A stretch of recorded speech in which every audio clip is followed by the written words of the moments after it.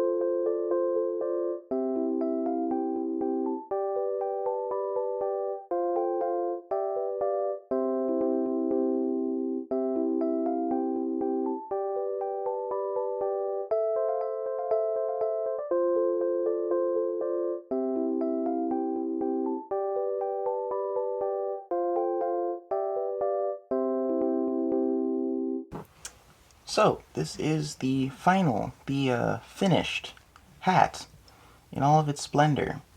As you can see throughout the pattern, it is worked entirely in double crochets in a way that I have seen it fits very many different sizes of heads. Now, while this wouldn't be good for a very small child, this hat is suitable for maybe 10-year-old up, because the way the hat is, it can stretch a little to the size of a larger head and will loosely fit to the size of a smaller head.